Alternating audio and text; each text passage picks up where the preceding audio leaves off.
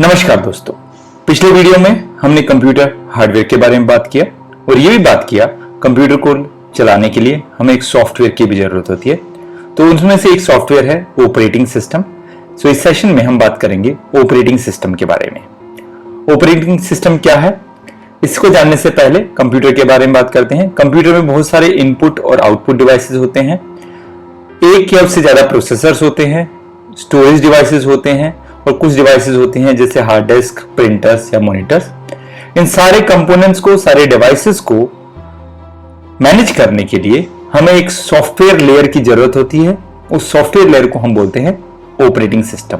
सो operating system एक central point की तरह काम करता है जो इन सारे डिवाइसेस को एक दूसरे से कम्युनिकेट करने में, एक दूसरे से बातचीत करने में हमारी मदद करता है।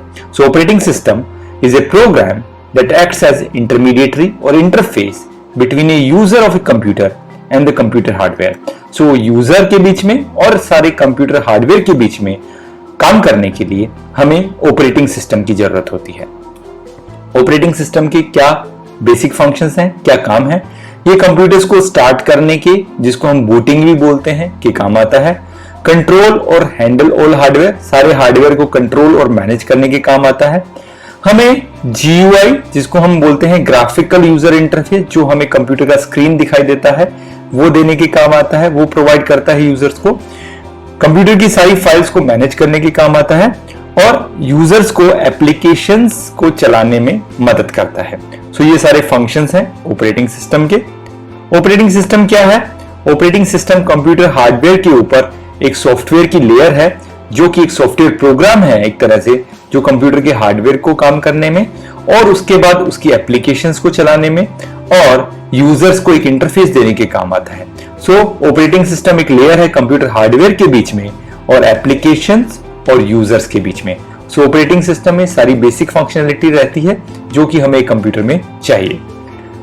अलग अलग तरह के ऑपरेटिंग सिस्टम्स होते हैं, उनमें से कुछ को हम प्रोप्राइटरी OS बोलते हैं, कुछ को ओपन सोर्स ऑपरेटिंग सिस्टम बोलते हैं। प्रोप्राइटरी ऑपरेटिंग सिस्टम्स वो होते हैं जिनका किसी दूसरी कंपनी के पास लाइसेंस होता है और कॉपीराइट होता है और हमें उनको यूज करने के लिए उन कंपनीज को कुछ रॉयल्टी पे करना पड़ता है, जैसे कि विंडोज है या मैक OS है। मैक OS जो कि एप्पल कंप्यूटर्स में यूज होते हैं और विंडोज जो कि बाकी सभी कंप्यूटर्स में यूज होता है।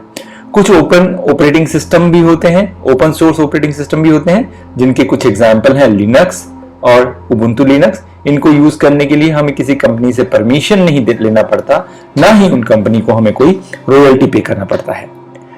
माइक्रोसॉफ्ट विंडोज की जर्नी 1985 से लेकर विंडोज 10 तक, जो कि हम अभी यूज कर रहे हैं 2015 तक, इसके 1985 से 1992, 1995, 2001, 2006, 2009, 2012 विंडोज में कई अलग अलग तरह के अपडेट आए और जो करंट वर्जन जो चल रहा है उसको हम विंडोज 10 बोलते हैं, जो कि 2015 में आया हमारे पास। ये विंडोज का इवोल्यूशन है जो कि विंडोज के अलग अलग समय के ग्राफिकल यूजर इंटरफेस को दिखाता है। ये सबसे पुराने इंटरफेसेस में एक है, ये भी कुछ पुराने इंटरफेस है और अभी हम जो विंडोज 10 यूज कर रहे हैं वो इस पिक्चर में नहीं दिखाया गया है। इसी तरह बिल्कुल मोबाइल के भी ऑपरेटिंग सिस्टम होते हैं। मोबाइल में एक एप्पल के ऑपरेटिंग सिस्टम होते हैं जिसको हम एप्पल iOS बोलते हैं, जो कि सिर्फ एप्पल के फोन में यूज होता है। इसके अलावा हमारे पास एंड्रॉइड ऑपरेटिंग सिस्टम है जो कि बाकी सभी मोबाइल फोन में यूज होते हैं। तो ये दोनों ऑपरेटिंग सिस्टम्स हैं जो मोबाइल फोन्स में या सेल फोन्स में यूज होते हैं। iOS सिर्फ एप्पल के मोबाइल फोन्स में यूज होता है और एंड्रॉइड बाकी सभी फोन्स में यूज होता है। धन्यवाद ये सेशन देखने के लिए और अगले कुछ सेशंस में आपका इंतजार। ऐसे और वीडियोस देखने के लिए आप हमारा चैनल लाइक और सब्सक्राइब कर सकते हैं।